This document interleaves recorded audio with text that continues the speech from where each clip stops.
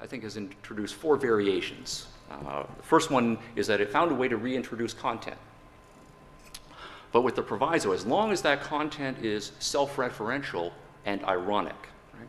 Art is anti-realist. That is to say, art is not about reality or nature, whatever those might mean. Art, reality and nature are merely social constructs. All we have is the social world that we inhabit and its social constructs, art being one of those social constructs. So we can talk content-wise in our art as long as we are talking self-referentially about the world of art. So we treat to an internal social dimension. Secondly, postmodernism set itself to a more ruthless deconstruction of the traditional categories that the modernists had not fully eliminated.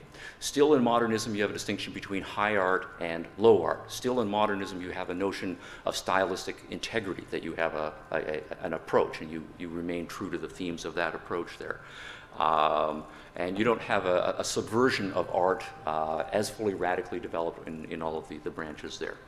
For example, I'm going to switch to some architectural examples here. One strategy is to mix styles eclectically to undercut the notion of stylistic integrity. Here we have Philip Johnson's AT&T skyscraper, but it could also be a giant Chippendale chair.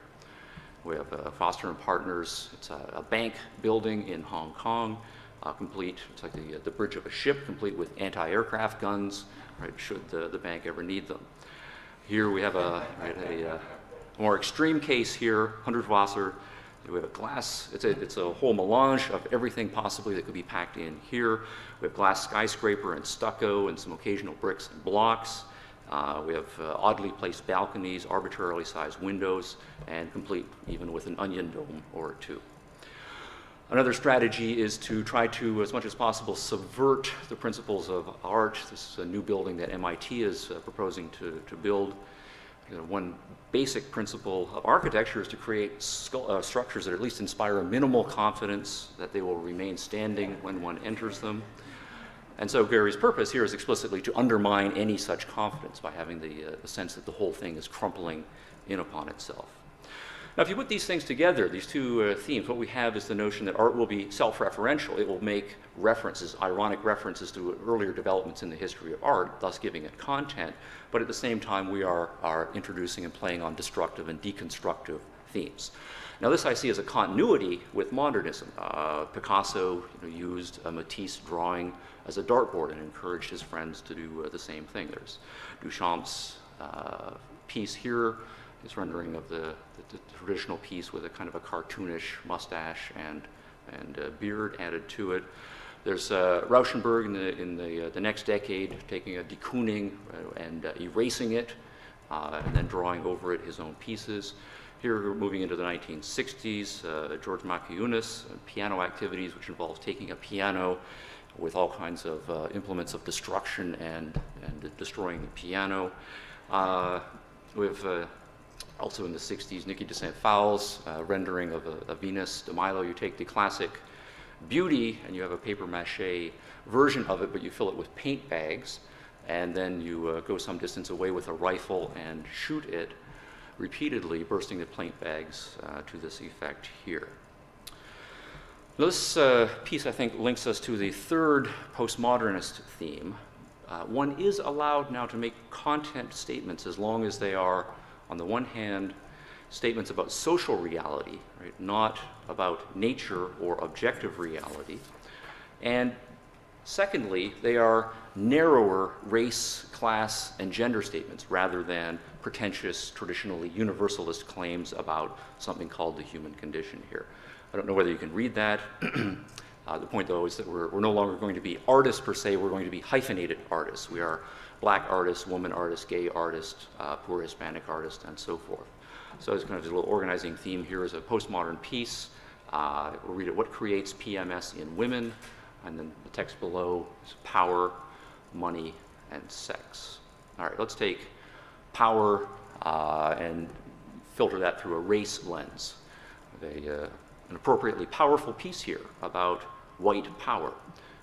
Jane Alexander's South African white figures, right? But they are a ghostly white or a corpse-like white with monster heads added to them. heart surgery scars down the center of their chests, suggesting their heartlessness. But they're sitting casually, right, on a bench the way ordinary people in the street would sit casually on a bench, suggesting the theme of the banality of evil. Whites don't even recognize themselves for the monsters that they are. Or, moving on to money, there's of course, the long-standing rule in modern art that one should never say anything kind about capitalism, from Andy Warhol's criticism of mass-produced culture to moving on into the next generation. Jenny Holzer's billboard over Times Square that she rented for a little while make a statement: in the center of world capitalism, that private property created crime. Or a decade later, while the rest of the world is celebrating the end of the brutality behind the Iron Curtain, Hans Hack, a German artist, this is an old guard tower leading from the west into the east, suggesting that all we're doing is replacing the rule of the Soviets with the rule of the heartless corporations. Or, if we go back to sex, again, St. Fowl takes art off in a different direction here. We can interpret the rifle phallically and read her piece as a feminist protest about the destruction of femininity. That suggests some other possibilities. You can have the standard anger, in-your-face anger, in this case here, art as a poster at a political rally, or against any conception of female beauty. Jenny Saville here is asserting, she'll be distended and hideous and shove it in your face. Now, the fourth variation, right, as I see it, is not simply power, right, money, and sex. Those are still fairly significant, abstract, important themes in art. We can be more nihilistic, and we find in modern or postmodern art a more ruthless nihilism focusing on the utterly base and the reductionistic here. There was, in year 2000, a notorious exhibition, I believe it was in Denmark, involving a series of blenders placed on a counter and a number of goldfish, and all people participating were invited to take goldfish, put them in the blender, and turn the blender on. Art is a matter of taking life and reducing it to kind of indiscriminate liquid entrails. Mark Quinn's piece here is what he did was, over the course of many months, had his own blood removed by the usual means of blood donation and stored, and then he molds his own head out of the blood that he has stored up here. Man, in effect, as blood, right? That's kind of reductionism, rather, right, with a vengeance.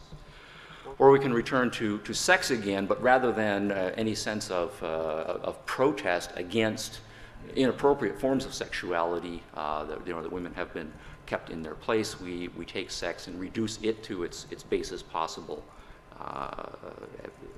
possibilities. Alternate sexualities and fetishes, of course, over the course of the 20th century have pretty much worked over. But to be original, toward the end of the 20th century, we ask, and we have to ask, what has not yet been done? Well, one of the things that we have not done is sex involving children. Right? That's still taboo, so we go after that one here.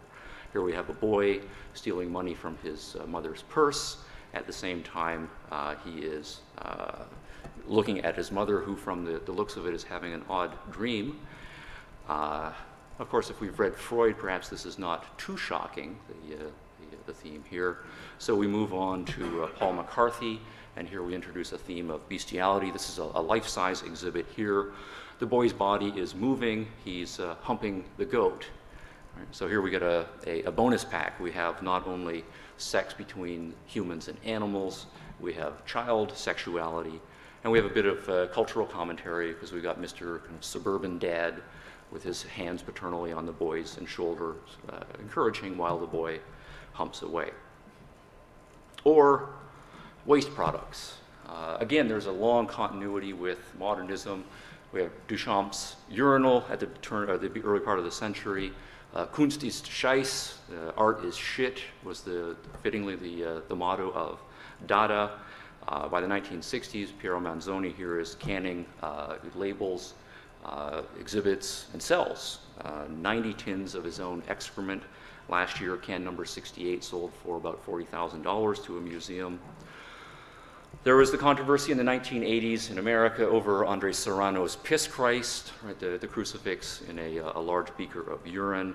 And then more recently, just in the last couple of years ago, we have G.G. Allen, who is an American performance artist who flings feces, his own feces, into the audience as part of his performance.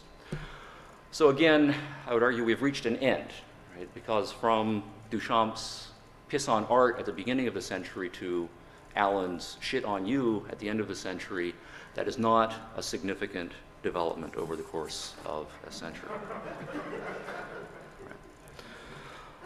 Now, the heydays, I think, of postmodernism were in the 80s and 90s. Modernism had become stale by the 1970s, and postmodernism has reached a similar dead end. There's a what next sense in the art world. Postmodernism was a game that was played out within the range of fairly narrow assumptions, and we are becoming, I don't think I'm speaking for myself here, weary of the same old minor variations. Right? The gross out has become mechanical, it's become repetitive, and it no longer grosses us out. So what next? Well, I think it is helpful to remember that modernism and postmodernism as a later development came out of a very specific intellectual culture of the late 19th century, and it has remained true to or stuck in those themes ruthlessly. But those obviously are not the only themes in the world. We would not know from the world of modern art that average life expectancy, for example, has doubled since Edvard Munch screamed. We would not know that diseases that routinely killed hundreds of thousands and millions of newborn infants every year have been eliminated. Nor would we know anything from the world of modern and postmodern art about the rising standards of living, the spread of democratic liberalism, emerging markets. We are, partly as a result of art, brutally aware of the horrible disasters of National Socialism and international communism, and art has a role in keeping us aware of those. But we would never know from the art world the equally important fact that those battles were won and brutality was defeated. And even entering more exotic territory, if we only knew the contemporary art world, we would never get a glimmer of the excitement of evolutionary psychology, Big Bang cosmology, genetic engineering, the beauty of fractal mathematics, and probably the more important theme that human beings are the kinds of beings who can do all of that kind of stuff. Artists and the art world should be at the edge. The art world now is marginalized, inbred, conservative. It is being left behind, and for any self-respecting artist, there should be nothing more demeaning than being left behind. The world is ready for a bold new move, but that can only come from those who are not content with spotting the latest trivial variation on the current themes. It can come only from those whose idea of boldness is not waiting to see what can be done with waste products that has never been done before. Artistic revolutions are made by a few key individuals. At the heart of every revolution is an artist who achieves originality, a novel theme, a fresh subject, the inventive use of composition, color, or figure that marks the beginning of a new era. Artists are gods, right? They create in their work a world, and they contribute to the creation of our cultural world. For those artists' contributions to reach that broader cultural world, others do play a crucial role. Right? Collectors, gallery owners, curators, and critics, they make decisions about which artists are in fact genuinely creating, and accordingly about which artists are most deserving of their money, their gallery space, their recommendations.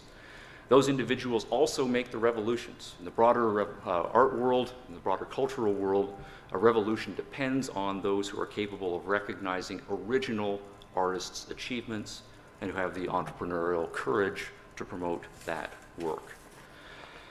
The point is not to return, it cannot be to return to the 1880s, right, or to turn art to making pretty postcards. That would be demeaning also. The point about being an artist is being a human being who can look at the world afresh. In each generation, it seems that there are only a few who are capable of doing that at the highest level. That's always the challenge of art and its highest calling. The world of postmodern art, by contrast, is a rundown hall of mirrors, reflecting tiredly some innovations that were introduced over a century ago. It's time to move on. All right, thank you.